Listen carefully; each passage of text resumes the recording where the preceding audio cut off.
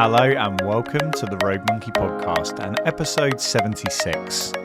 My name is Kevin Pickard and I host a show that delves into the minds of people who have had unusual journeys, ones that perhaps deviate from the norm and hope to inspire others to explore new and exciting journeys themselves. So far this season we've been taken on a journey of an entrepreneur to Wembley Stadium in front of 90,000 people, and last week we explored the journey of former SAS officer Chris to the top of Mount Everest. This week is again a story about someone who operates at altitude, but this time at very high speed. Our guest today is pilot Ben Murphy, and it's our second husband and wife interview that we've had on the podcast. Back in Season 2, we spoke to triathletes Reece and Lucy Charles-Barclay, and in Season 3, we spoke to Ben's wife, Kirsty, about her journey through aviation. Today, Ben takes us on his journey through the challenges of even getting started in the military, and how that path ended up taking him to the front line, onto the Red Arrows, leading the team, and then his transition into the Blades display team, and then his most recent adventure into what is now the air race. It's a fantastic insight into the mind of someone who has overcome a lot of hurdles to get where they are, and he shares a lot of useful tips for those looking to challenge themselves, so I'm really excited to share this interview with you. Just before we get started, don't forget to give us a quick follow on all the socials. We're on Facebook, Instagram, Twitter and LinkedIn, and please make sure you subscribe to our YouTube channel where you can watch our interviews as well as seeing other bonus content. All the links you need are in the show notes. Okay, let's get into it and episode 76 of the Rogue Monkey Podcast. Ben Murphy, a journey through aviation, from the front line to the Red Arrows to the air race and beyond. Hello, Ben. Welcome to the podcast. How are you? I'm very well, thanks, Kevin. Thank you for having me on. Extremely excited to be exploring your journey, and I've given our listeners, I guess, a brief introduction as to who you are and a bit of your background. But if you want to take us on, I guess, a headline journey through your years up to where you are now.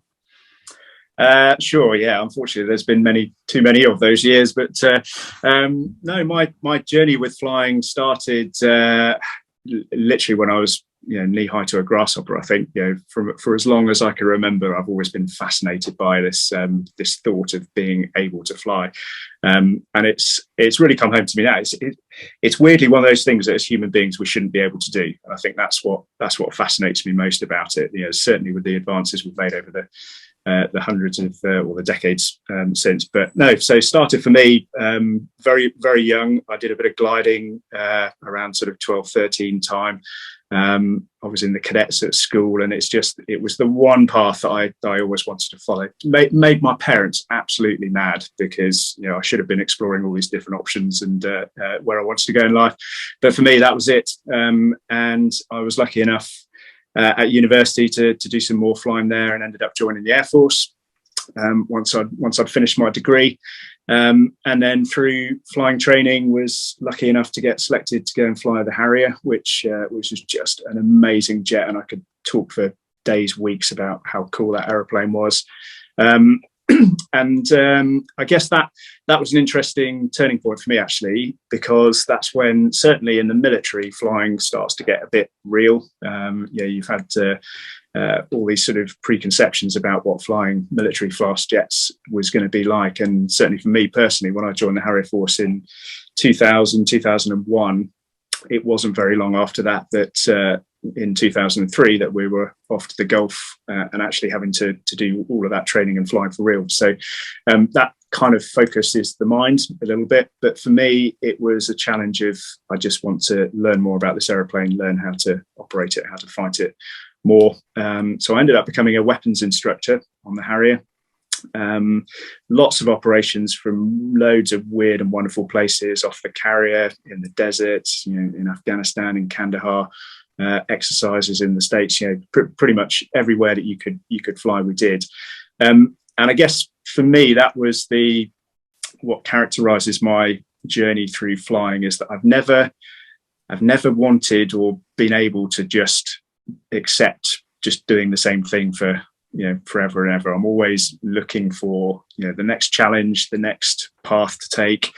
And when I got towards probably 5-6 years into flying the Harrier, that was very much the case. It's almost one of those, you've done everything that you can do on the jet, and where is that next challenge. And for me, that was the Red Arrows. Hilariously, probably about a year before I joined the Reds, if you'd asked me would I consider being a Red Arrows pilot, the answer would have been emphatically no.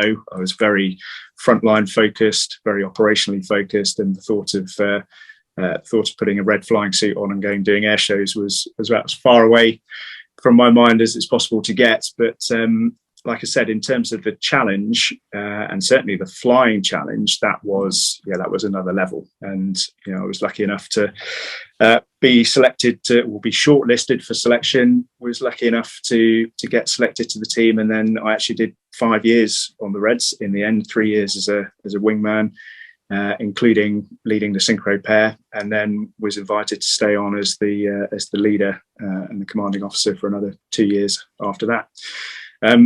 So that was a lot of hard work, brilliant challenge, and that took me through to getting towards the end of my Air Force career. I did 2 years in the Ministry of Defence, which was enough to persuade me to leave after that, and I came out into the civilian world.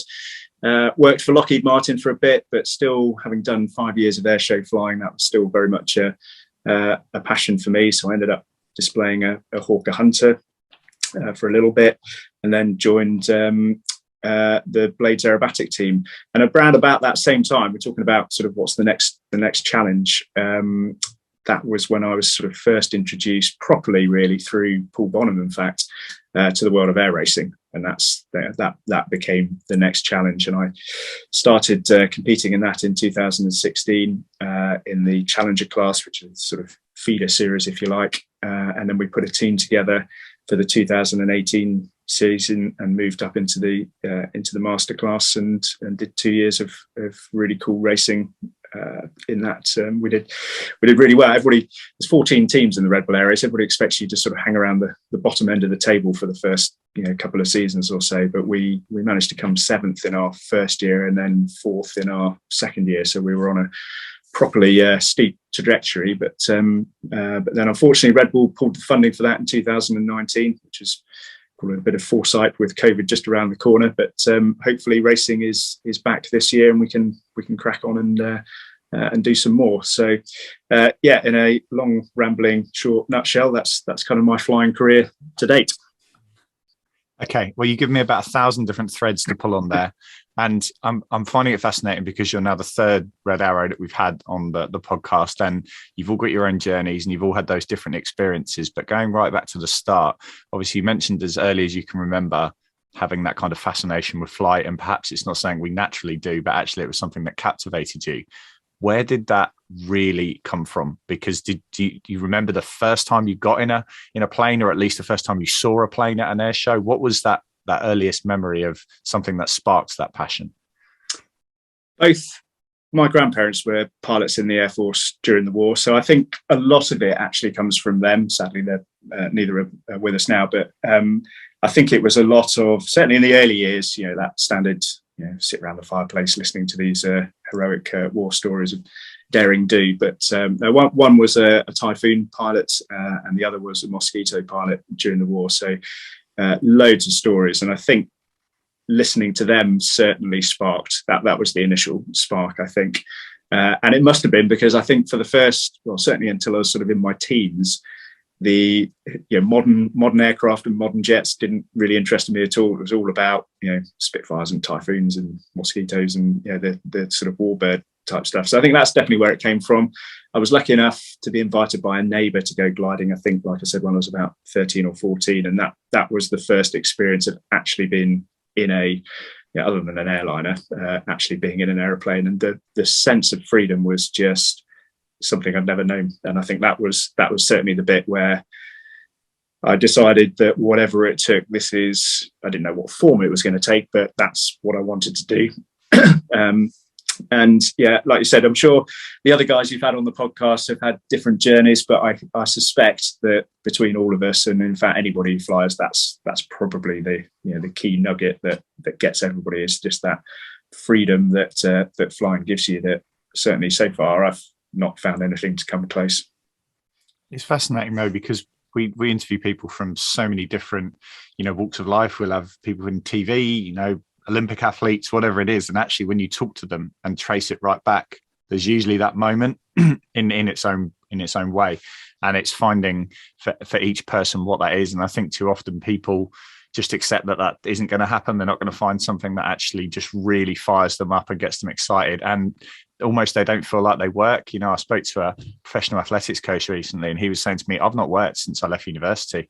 And I'm like, what? And he said, I love it. He said, every day I get up, I'm excited to go in. I work with my athletes all day. I come home, feel like I've done a great job, but it's not a job. And I'm like, wow, it's a great place to be. And I'm curious as to, when did you go from, I guess, the wide-eyed teenager, if you like, and the whole university route to actually, this is going to be the career? Obviously, you thought about it as a passion and something that you absolutely love doing. But was there a point where you actually took the reality check of, oh, wow, this is actually now moving into a career for potentially the rest of my life? There was quite a defining moment, actually. It was during my university years. And it was defining in two ways. One, exactly as you said, that was the point where I needed to turn that into a career. But it was also the point where actually it came very close to not happening. And that certainly exposed me to, well, it's not going to be an easy ride. And if it's not an easy ride, how much do you want it? I went down for selection with the Air Force whilst I was still at school, actually, and got a flying scholarship. Which is great, and that got you on the road to your PPL. So I thought I was well prepared to go back again, try and get some university sponsorship, and didn't get it. I went back a third time for selection and was basically told, please don't darken our doors again. We don't think you'll make it as a pilot, and we don't think you'll make it as an officer. And that was the realization that, holy crap, this could be over before it's even started. This is all I've wanted to do, and now I'm basically being told by the organisation that I want to join that we don't think you'll make it. I was very lucky on the university air squadron that I happened to be on at the time, that my boss had a different view and certainly had a bit of faith in me, and somehow I don't know how, managed to organise a fourth visit to the selection centre, and I was lucky enough that time to get through. And certainly, if I fast forwarded probably 12 or 13 years from that point to then, leading the Red Arrows as the commanding officer, I was like, well, I think I could make it as a pilot and could make it an officer after all. But yeah, that was definitely the first exposure to being told you couldn't do what you really wanted to do. And for me, the big lesson was, if you want it hard enough and you really want to make it work, you've just got to keep pushing, and don't let anybody give you no for an answer. If you truly believe that this is the right thing for you and that you can do it, you've just got to keep pushing. And do you know what I do look back over the years, Kevin? Obviously, I've done a fair few air shows in my time, and the number of people who do come up to me and say, "Oh, I'd have loved to have been a pilot, but," or "I couldn't be a pilot because," I do wonder. It's like, well, I wonder how much you do want it. And the same in anything in life, athletics, sports. I think you do need to have that, attitude of, I'm not going to give up, regardless of what anybody tells me. But I think that was the defining moment. And like I said, I've kind of carried that through the rest of my flying career. If something looks like a massive challenge that just seems way beyond you, and I guess even for fast jet pilots in the Air Force, the Red Arrows is kind of like that. Everybody looks at it and regardless of what they think of it, I think in terms of the flying challenge, everybody secretly thinks, I'm not sure if I actually could do that. And of course, you never know till you try. And now I've tried to keep that philosophy. Same with moving into the air racing. I came from a completely non-conventional approach into the air race, and everybody else was, multiple world championship, unlimited aerobatic pilots. I've never flown really any, piston engine aerobatics in my life, really, up until that point. So theoretically, I shouldn't be in the running for that. But it was a case of, well, if I believe I can do it, I think I can do it. So let's just go out and see if we can. And that's, I'm sure there will be other challenges still to come. I hope so. I hope I'm not done yet. But that's definitely the attitude I take going forward with those sort of challenges. There's a couple of things I want to unpick there, because you talk about that those earlier failures and the hurdles that you had to come across, and also that position of somebody who actually did believe in you. And I think too often people either trip at the first hurdle and go, well, that's it, I'm not going to do it, and actually don't necessarily surround themselves with, let's call them a fan club, actually people that are going to be there to, you go, no, you can get back up, you can do it. And I find it fascinating, again, when we speak to a lot of elite athletes, they'll be able to track it back to their early swim teacher or their PE teacher or their football coach who turned around and actually went, no, I believe you can do this. And suddenly there's that lift of confidence to actually allow them to get over that first hurdle. And once you said you've done it, as long as you keep that mantra of not fearing failure, but actually seeing it as something to be embraced, I think going forwards, that's something that puts you instead. It doesn't really matter what career you're looking to, although obviously we're talking about, aerobatics and going into that world. It was something that I think almost anyone, especially over the last 2 years, has suddenly been a bit more curious, perhaps, and explored, how many businesses started during the pandemic period because people were at home and like, oh, I've always wanted to try that. Why don't I have a go at it? And suddenly the fear of, oh, it'll never work, or there's no interest in it, or I'm not good enough to do it, suddenly comes out. So it's fascinating to hear that lineage, I guess, of a lot of people out there who probably will never fly in the red arrows, but can actually go, I can relate to getting told no, or getting told you're not good enough, and actually, or feeling you're not good enough. So I think there's the great message for people to take away there. Yeah, absolutely. And you're absolutely right. It goes for all walks in life. And I think, I suspect, and I certainly know from, sort of listening to some very successful business people or athletes or from any walk of life, is that, their life is riddled with failure at some point along the way. I can't put my finger on anybody who's just sailed through a career or a path in life where everything is just falling into place. It just, the reality is it just doesn't happen. But of course, when you do become successful, or it's all kind of work for you, that's what everybody sees in front of you. They see the star athlete, picking up the gold medal at the Olympics. But what they don't see is exactly as you said, the number of failures, not believing, needing support networks around them to push them over that, either the first step or the 10th step, whatever it happens to be. So, yeah, it's a long, difficult journey. And I guess, in fact, we were sat giving some advice to a younger chap last weekend, and that's the reality of it. It doesn't really matter what you choose. It's going to be a long, tough journey. And I think perhaps people, when they look at those at the top of the game, probably don't see a lot of that behind it, but it's definitely there.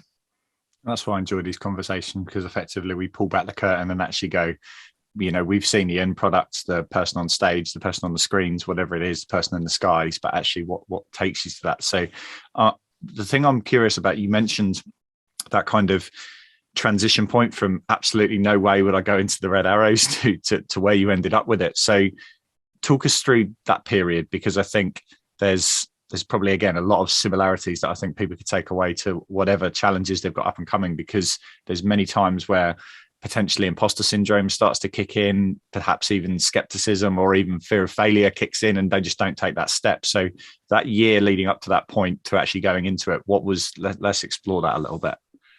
Okay, that'll be interesting. It's not a question anybody's really asked before, but like I said, I think fundamentally, or on the outside for me, it was as I've described. I think, I was very much focused in the Harrier operational world. Bear in mind, it was the time of Afghanistan. I think we'd just done our second tour in Afghanistan, and as the weapons instructor on the squadron, that was purely my focus was on tactics and weaponeering in that regard.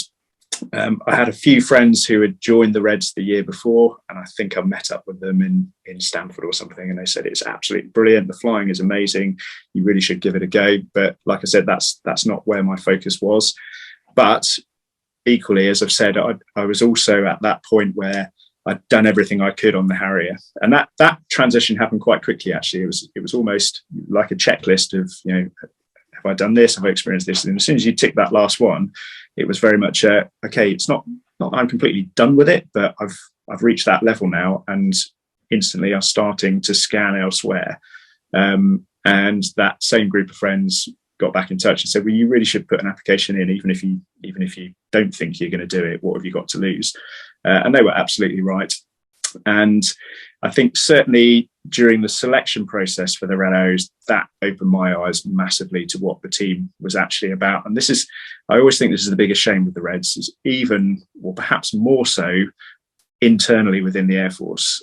is this lack of understanding about what the Reds actually do and what they are there for. Everybody sees them at air shows with red, white, and blue smoke coming out the back, but the role that they play on an international level, with industry and as a sort of diplomatic tool and soft power, is immense. And the other thing people don't see is the phenomenal amount of hard work that goes into making it.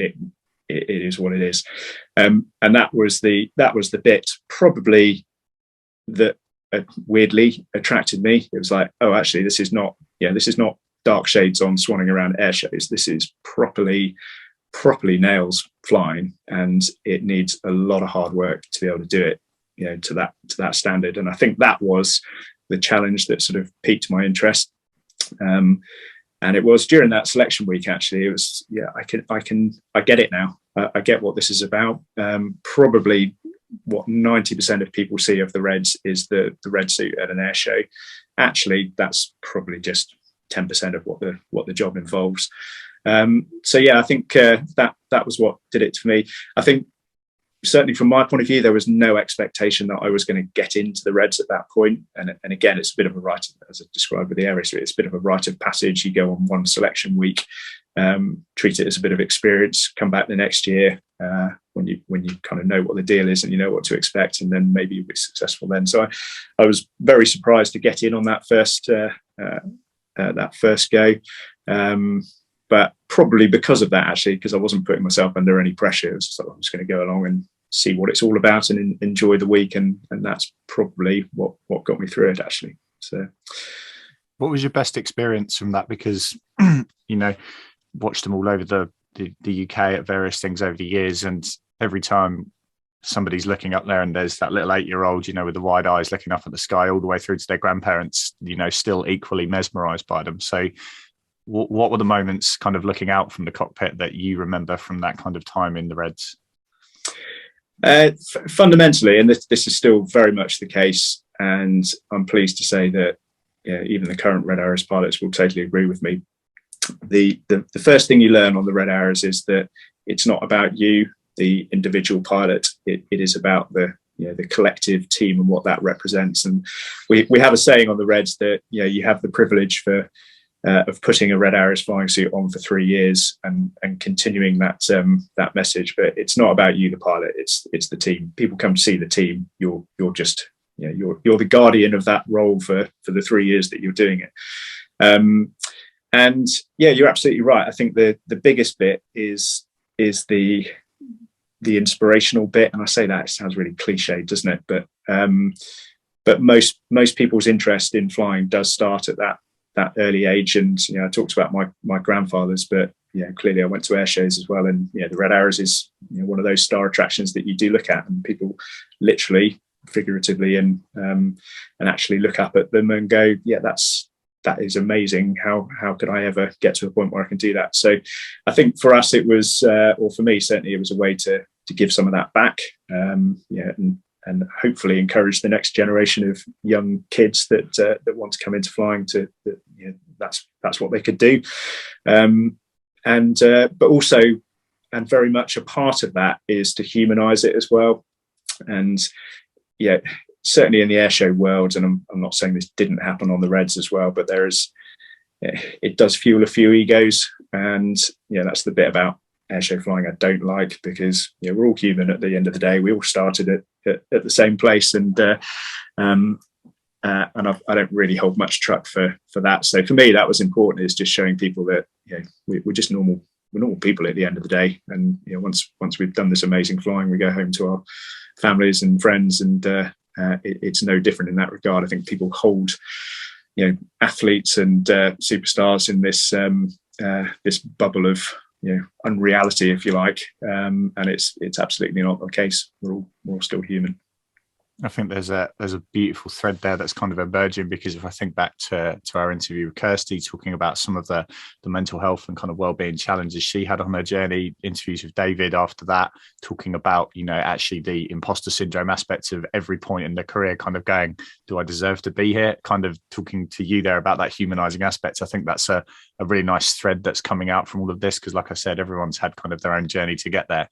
but actually it's the human element. And I guess that's something I really enjoy about podcasting, is that you actually go behind the suit, if you like, and actually, tell us your journey, tell us the hardships, tell us the things that got you there. And I think for a lot of young people now, more so even than my generation when I was coming through like 20 years ago, could actually look at YouTube videos and listen to podcasts and things like that, and actually get more of an insight into the journey and some of the challenges, and kind of, I guess, grasp a little bit more of what the ladder looks like. Because, when you are that 8-year-old standing on the seafront watching, you guys go up and down at Eastbourne or wherever it is and thinking, how can I get there? It's so unattainable because, you're a little kid, but actually equally, you've got that naivety of anything's possible. Whereas now we can actually go, anything's possible. And here's a nice breakdown of the last 10 people we've spoken to of how that journey kind of unfolded. So I think it's a really nice, like you said, humanizing aspect to it. And I think that counts as much towards the role itself as the people that we're talking about, because it's ultimately the people that are sharing these stories. And,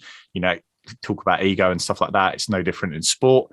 You talk to certain elite athletes where actually they can get some success and, win a few things, and suddenly they remove themselves from that normal life, if you like. And actually that's the bit that everyone relates to. So I think it's incredibly powerful that you kind of raised that and also demonstrated it so well. Yeah, it is weird, isn't it? I think when it comes to, I guess the only bit I'd add to that is yes, you can chart out a path. And I think for me, the path is, well, as a military pilot, the path is pretty much set. You do have to follow a certain level, but certainly since leaving and Kirsty and I joke about it. We joke about, if we can predict what we're going to be doing in the next 3 years or 2 years, then something's gone badly wrong, because it's probably not going to be what we think it is. And for us, that's part of the enjoyment of life, is not necessarily knowing where that either the career in aviation or just life in general is going to take you. Some people, it scares the hell out of them because they need everything charted out 20 years ahead.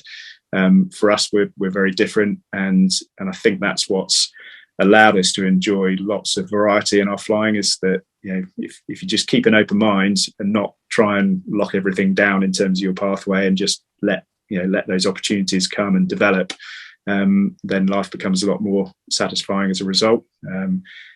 Arguably not as stable as some might like it, but for us, that's the enjoyment of it. If you ask me now what I'm doing and what I'd be doing in 2 years' time, I genuinely wouldn't be able to tell you. But I enjoy that. I enjoy that aspect. I'm hoping it will be something completely unrelated to what I'm doing now, or complementary to. I don't know, but that's kind of that's the fun element for us.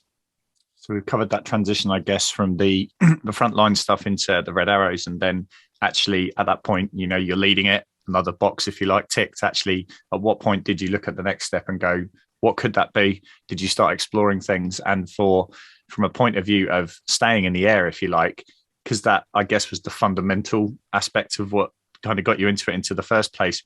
Was there a guide, people that you had around you that actually said, look, from where you're sitting now, at the top of the crest, if you like, of this wave of Red Arrow stuff, where do you go next, and what could that look like, and how did you kind of deal with that transition next? Because again, transitions is something that so many people fear, worry about, and like you said, it's an exciting thing and something to be embraced. So how did that kind of pan out for you, that next transition?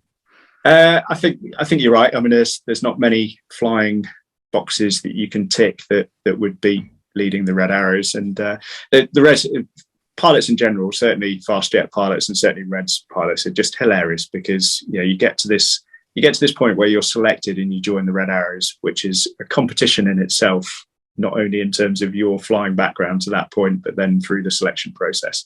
So now you've made it onto the Reds, instantly that competition starts again. It's like, well, no, I don't want to just be a Red Arrows wingman. I want to be in the synchro pair, and I want to lead the synchro pair. And so there's this competition within the team, and then you lead the synchro pair, or you come to the end of your Red Arrows career, and everybody's vying to become the leader and the boss. So the competition starts again. It's almost like it never ends. So it's quite hilarious. But no, you're right. We're having done the leader job, which certainly wasn't without its challenges, but I think as a pure flying challenge, I started looking around going, I genuinely don't know what beats that. But yeah, there must be something. And like I said, that's what led me to start looking at the air race. The air race had been running for a while. And I guess because it was so different to what I was doing at the time, it didn't, I enjoyed watching it. I thought it was brilliant fun a great spectacle, and clearly some very, very skillful pilots taking part in it, but it was just different to what I was doing at that time. We had Paul Bonham down to a Red Arrows dinner at some point, and got chatting with him. I think it was when he just won his second World Championship, I think. And anyway, I ended up finishing the Reds job, and then probably got back in touch with him a year or so later and said, look, what's the deal then? How do you get into this air racing, malarkey, if you like? And he trotted out all of the prerequisites. Like I said, you had to be in the top half of the Unlimited World Championship. You had to have this competition aerobatic background, which is obviously what Red Bull were using as effectively their pre-selection process. But his view was, but to be honest, mate, if you've led 9 red jets around the crappy UK weather and done everything you've done, you can probably miss a few pylons. So he sort of, you talked about those people who just give you the little nudge to move you in a direction, and Paul was certainly that person in that regard, and that started a conversation with the guys at Salzburg, which, bear in mind, I probably had 20 or 30 hours on an extra 300 at that point, so very inexperienced in the single engine piston tailwheel aerobatic aeroplane world. But if you think about it, a lot of those skills are transferable. We're used to displaying in front of hundreds of thousands of people, the TV, the media, all the pressures that can bring are very much relatable to air race, as well as flying accurately and safely close to the ground, which is fundamentally what they're after, is people who can do that safely and switch off the competition element versus the safety element. And there are probably a number of much better pilots out there, but that don't have that switch cut off between I'm going to do absolutely everything I can to win this race, but then end up killing themselves or others as a result. So it is a sort of balanced personality that they're after, but that's what led into that world. And for me, probably in my whole flying career, that was the most interesting transition, because everything I'd done to that point was very much focused on doing it to the best of your abilities, and you've got measurables that you can judge yourself against that, in terms of either performance amongst your peers or gradings in certain flying exams, or with the Red Arrows it's very obvious, it's flying an accurate safe show. The racing was different, because it was exactly that. It's like, right, this is now a competition, and that competition element was certainly nothing other than that sort of inter-peer sort of competition that you have going through flying training courses or whatever.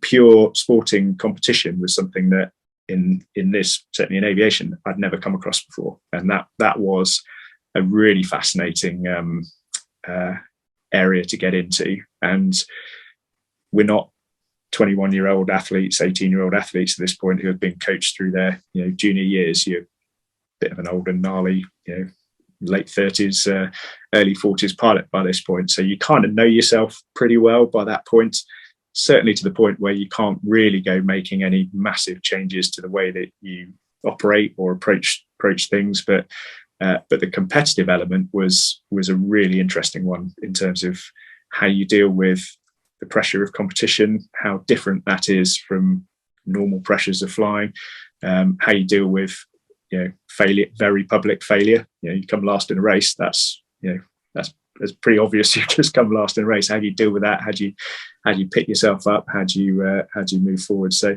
that for me has been the really fascinating bit, certainly in the last 5 years, is almost relearning myself, I guess, and how my brain is wired, and what, if anything, I can do to improve in those areas, because that's what it's all about, is just trying to improve your own performance to make yourself better. So how do you go about acquiring some of those skills? Because I do a lot of parent talks and club talks, I guess, of parents and kids that are a lot younger, and forging, if you like, those behaviours and attributes that are going to allow them to thrive in a competitive environment. But as you said, by the time you're reaching, I guess, that more mature period in your life, actually, it's quite hard to start suddenly relearning all of these new behaviors and attributes and those sorts of things. So how did you go about acquiring those skills to allow you to thrive in that competitive environment? Because that's something that is, like you said, other than the inter-peer stuff, you haven't necessarily had any years leading up to that. I started it by looking at very objectively and going, right, I haven't had any of that, so I need to go and get some. It's an area.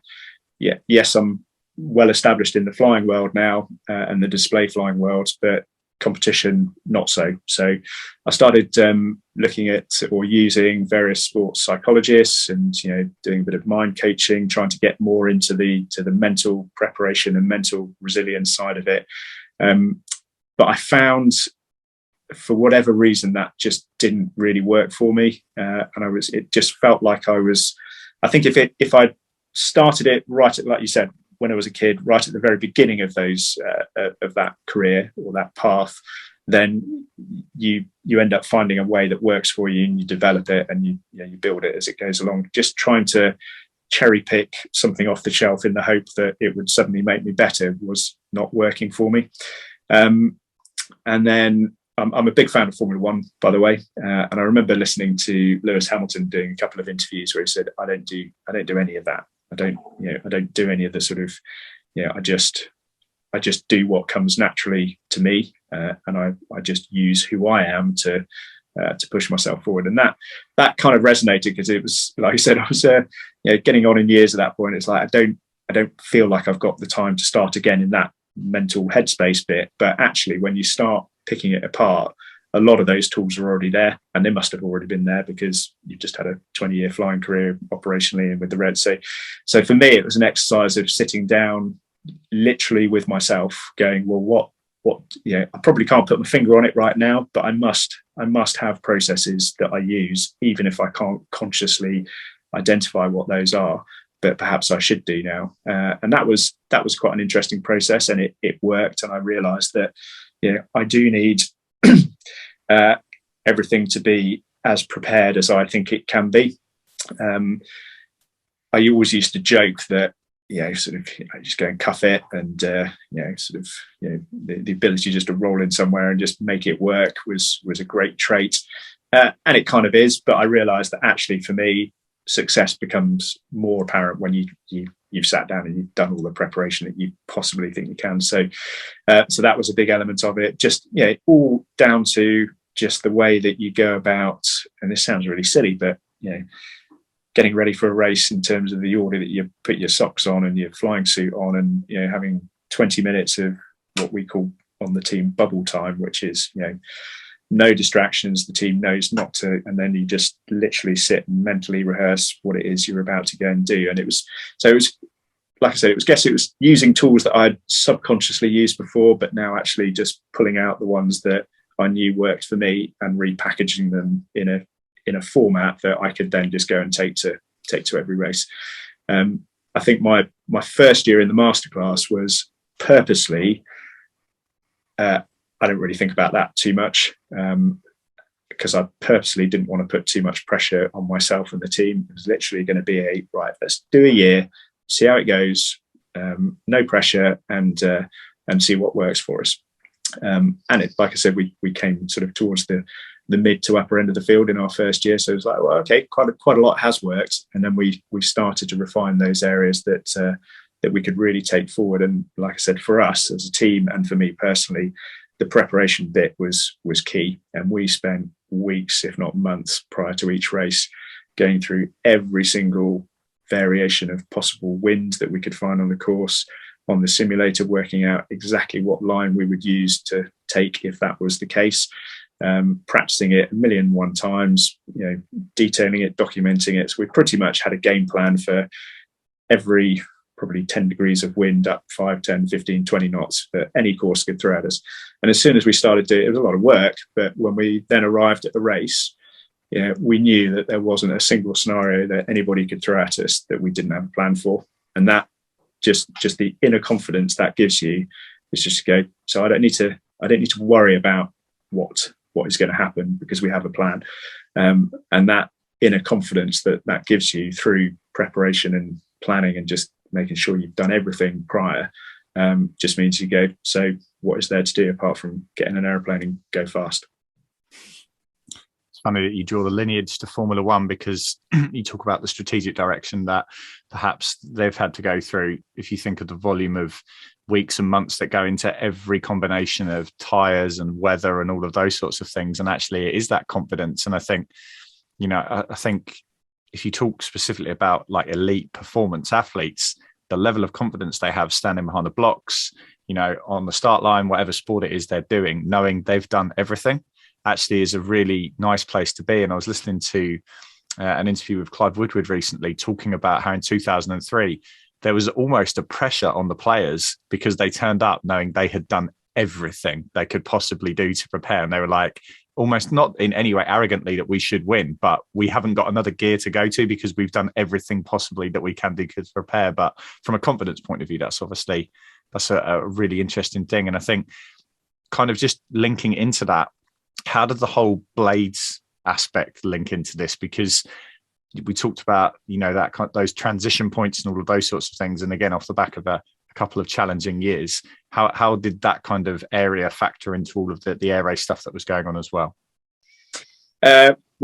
Fundamentally, it was twofold actually. We could, for me personally, I had to get into a world where I was regularly flying those sort of aeroplanes, which and our race plane, the Edge 540, is similar to the single engine piston aerobatic aeroplanes that we fly on the blade. So that was certainly an element. But what we also wanted to do was expand what the blades offer, which is very much that Red Arrows aerobatic experience. And for those listeners who don't know what the blades do, we are a team of ex Red Arrows pilots who fly civilian aeroplanes, but therefore allow people to come and experience what that close formation aerobatics feels like. So it's a pretty unique experience. And the I guess bolting the racing onto that as well just gave it another element, certainly in terms of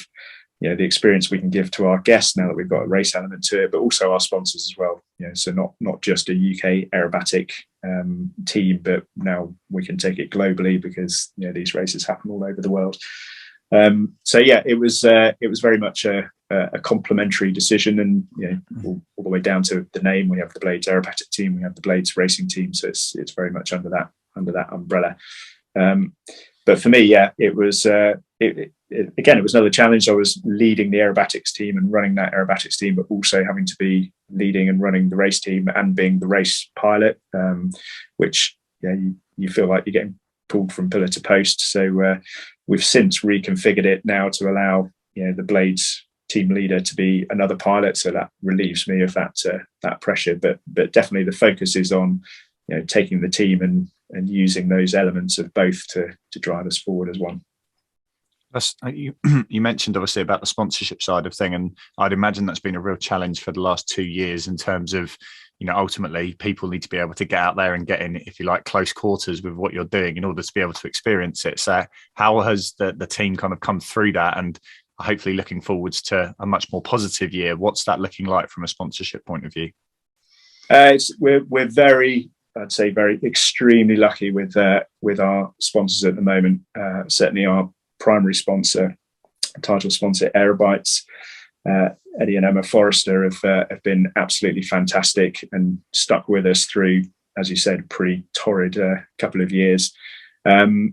What I find, and certainly with those guys, but with all of our sponsors actually, is we're different to probably some of the bigger either motorsport teams or soccer teams and everything out there. We're a much smaller unit, and for them, it's all about being part of a family, and that's very much what we aim to portray as a family feel. It's not some faceless corporation, that you get some branding on it and it's very contractually bound. It's very much we're all in it together, and we definitely have that with our sponsors, with not just Aerobites, our title sponsor, but also our charity sponsors, the RF Benevolent Fund, which obviously with our links from military flying is very real.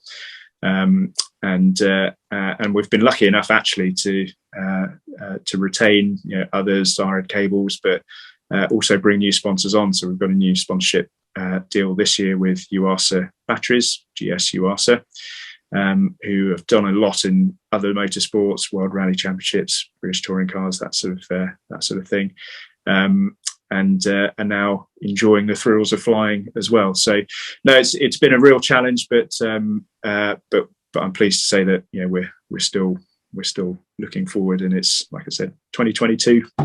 Touch wood, he said, knocking the table, is hopefully going to be a better year for us once COVID recedes. Fantastic. Now, there's the question that I really want to ask you, and I guess it pulls together quite a unique response in the sense of, if you look at how many people have been fast jet pilots compared to the population, it's a relatively small group. If you then look at the ones that have then moved on to the Red Arrows, that becomes an even smaller group. If you look at the ones that have then moved on to the Blades, it becomes an even smaller group. And then you look at the ones that have actually flown in the air race, you're in a very small group of people globally that have ever experienced that sort of thing. So looking back now with our, let's say, wise and more reflective hat on, from all the way to that first experience of going down and getting told, no, you're not welcome here, all the way through to where you are now, what have been the traits, habits, behaviors, things that actually have allowed you to go on that journey? Because there's a lot of direction changes potentially, but also a lot of hurdles along the way. So what have been the 2 or 3 things that you think, without that, I would not have got to where I am? Well, it's interesting, but before I answer that directly, I'll make a small point before, is that I don't think I'm done with that yet. It's like I said, in 2 years' time, I'd love to know what I would be doing, because I know it will be something very different. And there's some really exciting things coming up in aviation at the moment, certainly around electrification and eVTOL and eVTOL racing. There's some really exciting new and rapid areas of development. So I'm really interested in a lot of those. So I can definitely see the path ahead changing. No idea exactly what it's going to look like yet, but no, to get back to your point, and what I would say looking back on reflection is still the same mentality that I have now, really, which is don't try and set your path too early, and just there will be 1,000,001 opportunities that come along, and all 1,000,001 of them could be something really quite cool and amazing. So don't either close any of them down because you're either so focused on, and I was definitely guilty of that. There could have been other things that I did early on in life which I didn't do because I was so focused on flying and aviation. I'm fully aware of that. But since then, I've definitely tried to keep an open mind as to what I could do next, and that really has defined me. What I was, and you very kindly sort of charted my and said, there's probably not that many people who have done that, and then that, and then that. When I was on the Reds, what I absolutely didn't want to do was to then, having left the Reds, live the rest of my life thinking that was my sort of main achievement, if you like. And when I'm 65, 70, talking to the grandkids, all they ever knew about me was that I was leader of the Red Arrows. And I don't want that to sound big-headed, because leading the Red Arrows clearly was a massive honour and it was a huge achievement, and I'm not trying to belittle that in any way, but I didn't want that to define me in the same way that I didn't want flying the Harrier to define me or being an air race to define me. When I get to that stage of life, or whenever that is, or when I finally kick off the mortal coil, then I want to look back on my life and go, well, I've tried as many different things as I possibly can, but because I enjoyed doing them and I enjoyed the challenge. And so that is probably the advice I'd give, is to, and I think you alluded to it right at the beginning of the podcast when you were talking about the athlete, said, I don't feel like I go to work. If you can find something like that, doesn't matter whether it's flying or sport or in the arts or whatever, that you absolutely love doing, is keep following that, but don't have any preconceptions about where it may take you, because that's the beauty of life. You don't know. There could be 1,000,001 different paths. Somebody once said to me very early on, I said, you can find a job that that they would pay you to do, but that which, if it wasn't a job you would pay them to do, then you're in the right job. So yeah, would I pay to go racing? Hell yeah. But I'm lucky enough to be able to do that as a job, and that's kind of where where my focus will keep on being. Really, is what's the next challenge?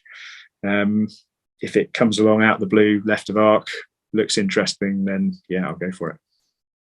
Awesome.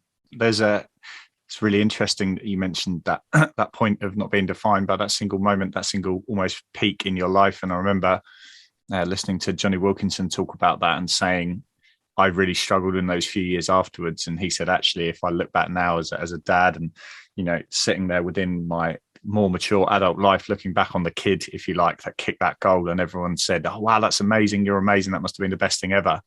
He said, I had to let go of that, because if I didn't, I spend the rest of my life looking back up the mountain.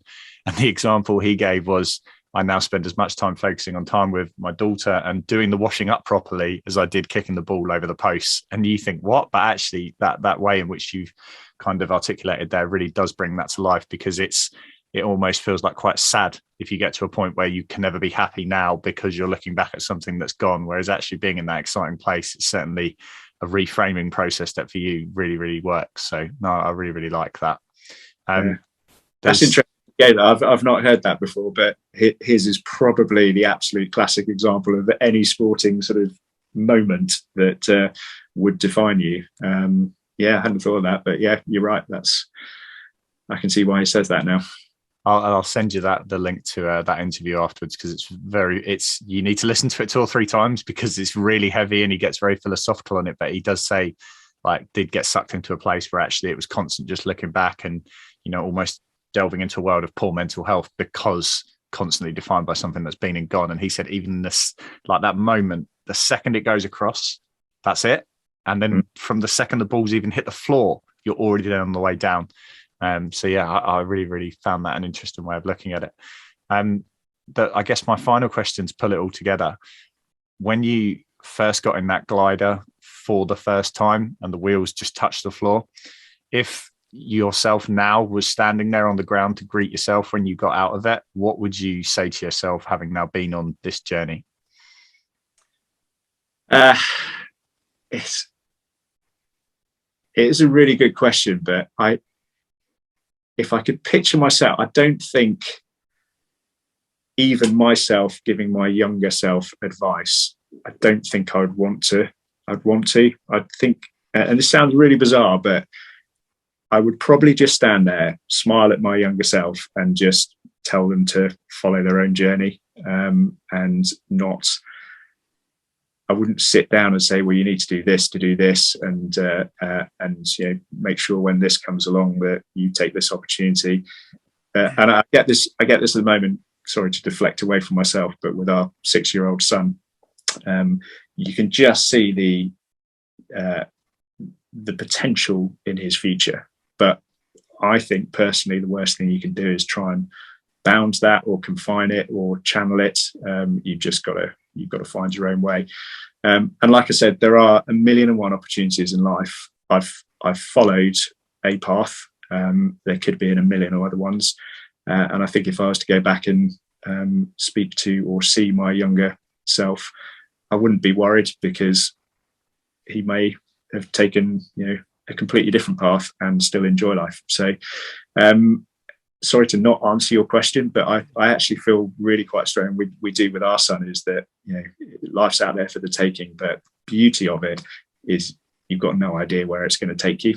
And that fundamentally is the whole point, I think. On our previous season, we interviewed a guy called Charlie Borman. I don't know if you followed the Round the World motorbike trip. And I asked Charlie the same question, and his response was, every failure and stumble has led me to where I've got now, and I couldn't be happier than where I am now. Therefore, I wouldn't change anything and go back. And it's really interesting to hear that. And I think it's quite powerful for those people out there that are clamoring for the plan, the organization. And we talked about it earlier, I guess, that ladder to get through, and actually going, you'll be all right, you'll be okay. And just kind of roll with it. So that's a really nice way to pull it all together. And we're all looking forward to this summer, seeing you guys get up there and do your thing. Perfect. Well, it's been lovely to chat to you, Kevin. And if you're at an air show or at a race, then please give us a wave, and we look forward to seeing you in the summer. Brilliant. Oh, thank you so much for your time, Ben. It's been absolutely awesome. Thanks, Kevin.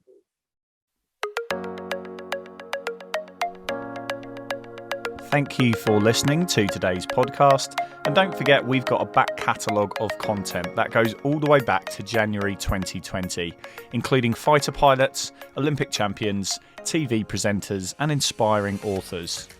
We'd really appreciate it if you can give us a quick rate and review, however you're joining us today. And if you don't want to miss out on any future episodes, make sure you hit subscribe. Our community update drops once a month and we've got some great guest content being added, so be sure to sign up for that.